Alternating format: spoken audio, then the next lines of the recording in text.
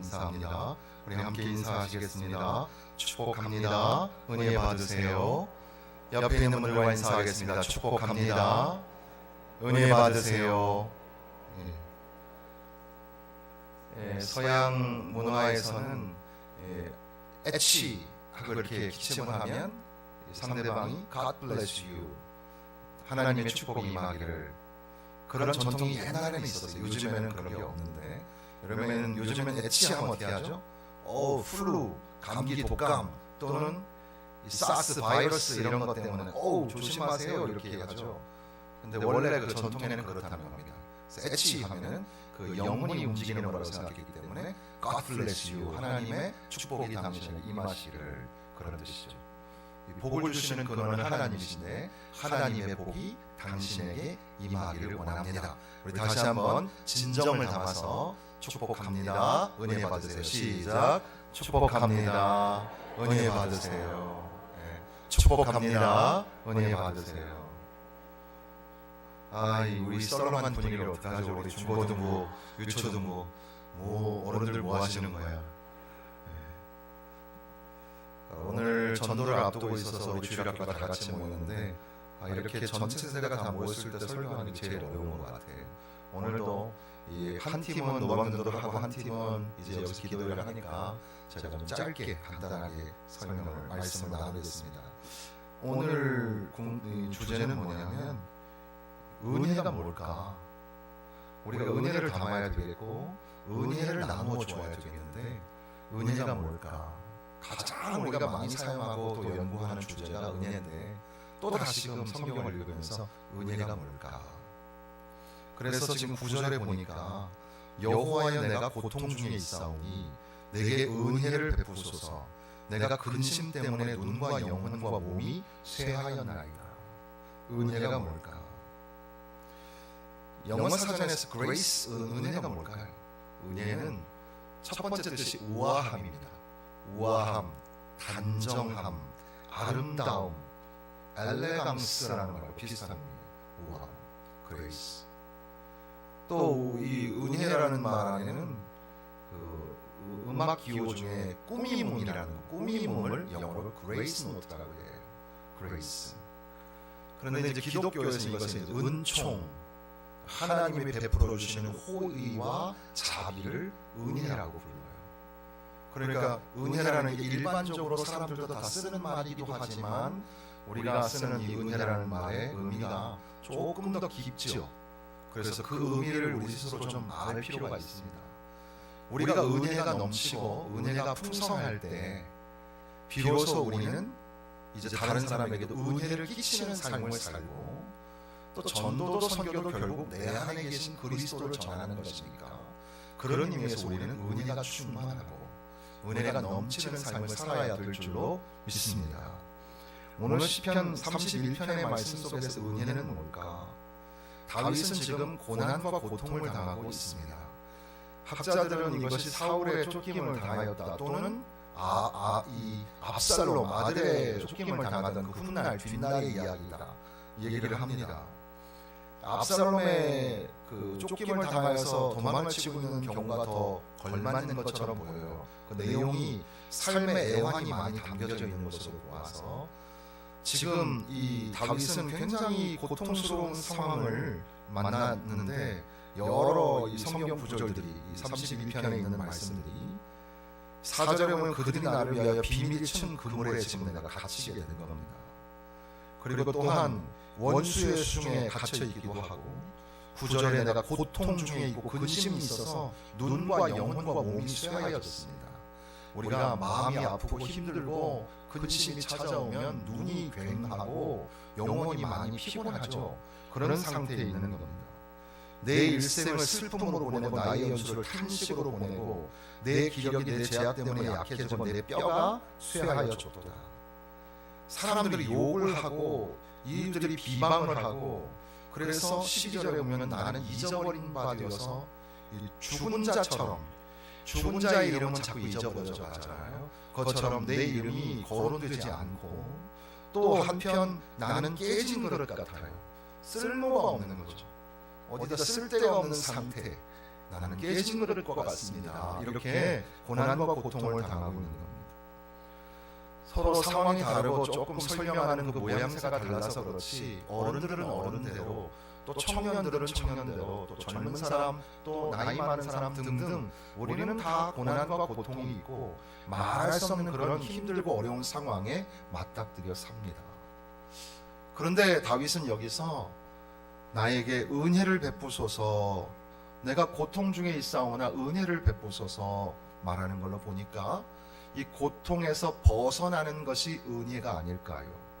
이것을 우리는 소위 구원이라고 할 수 있을 것이고, 구원을 하나님의 언어로서 구원이라고 말하는 것을 우리에게 딱 적절한 말이 하나 있다면 이게 위로라는 말이라고 생각합니다. 그래서 은혜는 하나님이 나를 곤경에서 건져주시는 것이고, 하나님은 나의 이 고통과 어려움을 아셔서 나를 위로하여 주시는 것, 바로 그게 은혜가 아닐까요? 그래서 하나님의 위로가 우리 가운데 넘쳐나기를 바랍니다. 지금 여러분 이곳에 온 분들 중에도 마음이 아프고 힘들고 번민과 그런 방황이 있을 수 있겠죠. 또 사람들 때문에 또 삶의 무게로, 경제적인 문제로 여러 가지 등등 우리를 짓누르고 있는 일들이 있어서, 그리고 또 육체적으로 이 질병을 안고서 힘들어하는 가운데에 우리는 말할 수 없는 고통을 당합니다. 때로는 사람들의 그 비방하는 소리로 인하여서 참을 수가 없어요. 그렇게 혹독한 그런 시련 가운데 있지만 그럼에도 불구하고 하나님의 은혜가 임하면, 그러니까 하나님이 그 고통 중에서 나를 건져주시면, 그리고 세상은 나를 위로하지 못하지만 하나님이 나를 위로해 주신다면 얼마나 좋을까. 하나님 나에게 은혜를 베풀어 주옵소서. 한번 따라해 보세요. 하나님 나에게 은혜를 베풀어 주소서. 은혜를 베풀어 주시는 것이 나를 건져 주시는 것이고, 내가 고통 중에 있는 것을 내가 잘 안다. 하나님은 고린도후서의 말씀처럼 모든 위로의 하나님이시죠. 그래서 하나님의 위로가 당신에게 임하고 하나님의 위로가 오늘 나에게 임할 때 그게 진짜 은혜가 아니겠습니까? 그런데 그 은혜는 오늘 지금 19절 말씀에 보니까 어떻게 우리에게 그 위로가 찾아오는가, 은혜가 찾아오는가? 주를 두려워하는 자를 위하여 쌓아두신 은혜, 이렇게 되어 있습니다. 은혜를 받으려면 하나님을 두려워하는 마음을 가져야 합니다. 이것은 무서워하는 마음이라기보다는 하나님 존전의 마음을 가져야 하는 거죠.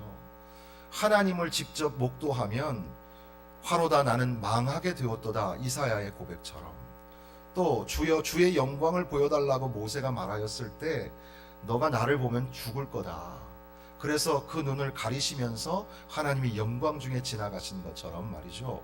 하나님을 만나게 되면 우리는 그 영광의 광채로 말미암아 경외감을 갖게 됩니다. 예배에서 매우 중요한 것, 경외감이 상실되면 그러면 은혜 받기 힘들어요. 하나님의 말씀을 인간의 말로 듣기 시작하면 분석하기 바쁘고 또 비교하기 바쁘고 여러분의 상식 수준에 걸맞게 평가하고 점수를 매기면 그 사람은 평생 가도 은혜를 받을 수가 없어요. 또 어떤 사람들은 전에도 말씀드렸다시피 이상하게도 하나님의 말씀을 이렇게 막 억지로 막 꿰가지고 이쪽 저쪽 막 읽어대면 성경을 되게 잘 꿰는 거라 이렇게 생각하시는데 그렇지 않아요. 그렇게 성경을 백독하는 것보다 정신 차리고 성경을 한 번 읽는 게 더 좋을지도 몰라요. 그러니까 성경은 하나님의 말씀이니까, 인간의 책이면서 동시에 하나님의 말씀이니까 하나님의 말씀이 오늘 나에게 뭐라고 말씀하시는지, 그 말씀이 어떻게 나를 감동하시고 우리에게 은혜를 주시는지 사모하는 마음을 가져야 돼요. 목마른 사슴이 갈증을 느끼면서 은혜를 갈망하는 것처럼 하나님의 말씀을 들으려고 하면 그 사람은 은혜가 있어요. 그런데 그저 그냥 그런 형식적으로 다 아는 것, 그리고 여러분의 그 상식에 맞게 해석해 버리면 그 말씀은 더 이상 힘을 내지가 못하죠. 그래서 하나님을 두려워하는 자가 은혜 받는 비결이 있는 겁니다. 사랑하는 성도 여러분, 항상 하나님을 두려워하셔야 합니다. 사람을 두려워하지 말고 하나님을 두려워해야 합니다. 우리의 주변 상황이 아무리 어려워도 오히려 나는 주를 두려워합니다. 주님께 예배합니다. 이런 마음을 가질 때 여러분에게 은혜가 찾아옵니다.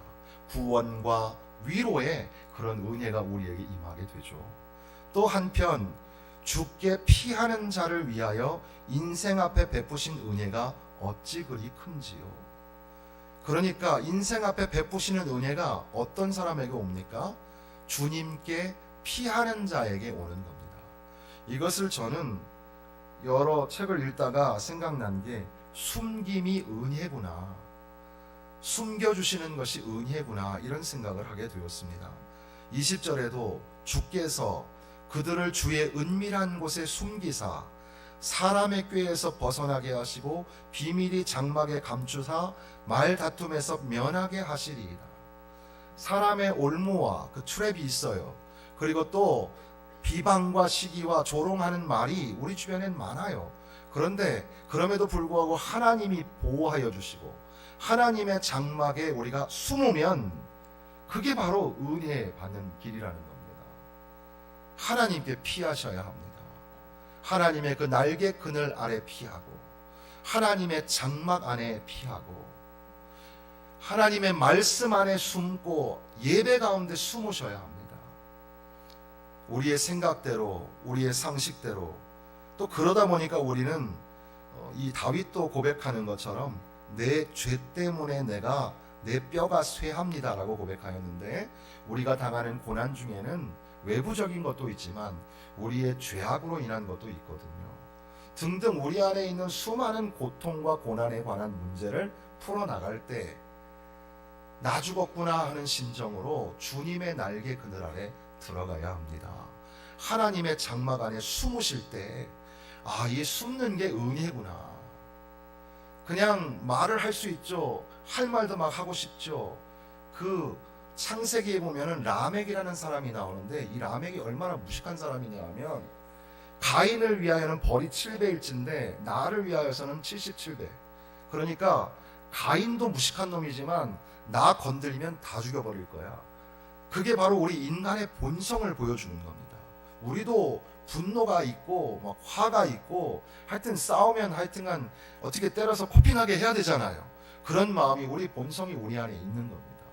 그런데 그렇게 해서는 은혜를 받을 수가 없어요. 은혜는 바짝 낮아지고 더 낮아져야 돼요.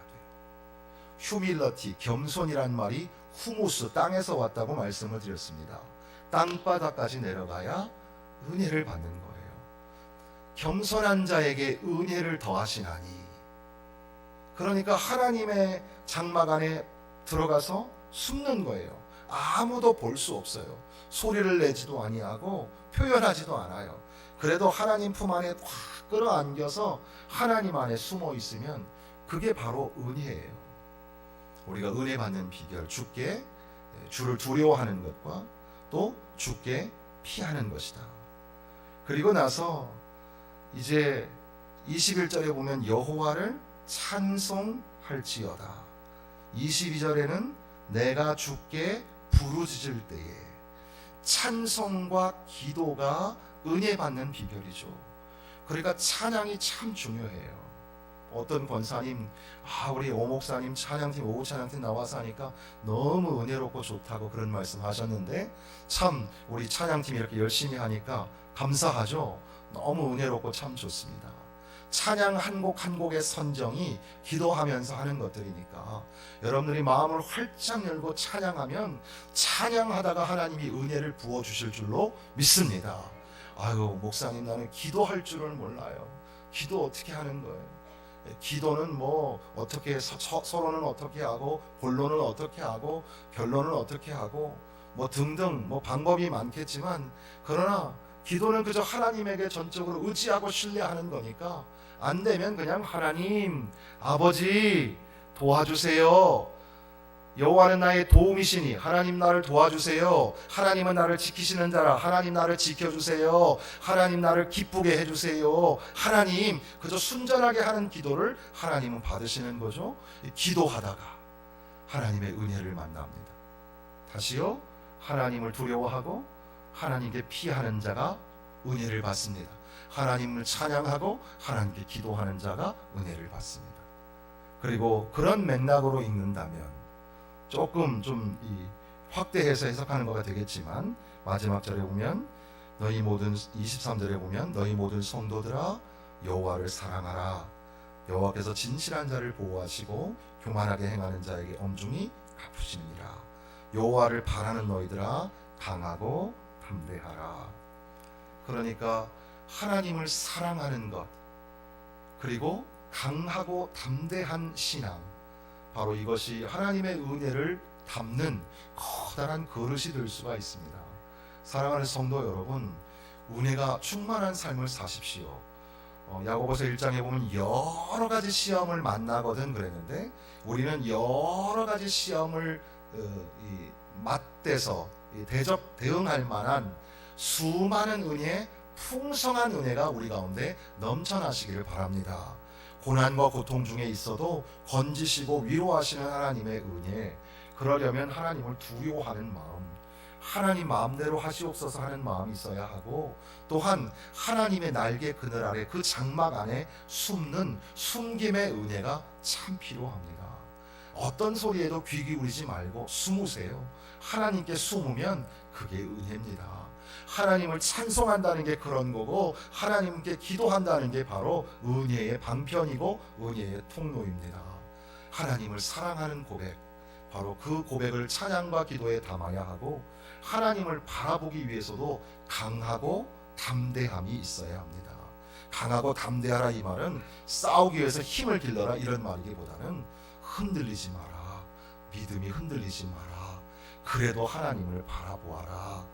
이 14절에 보면 여호와여 그러하여도 이런 말 나오죠. 그러하여도.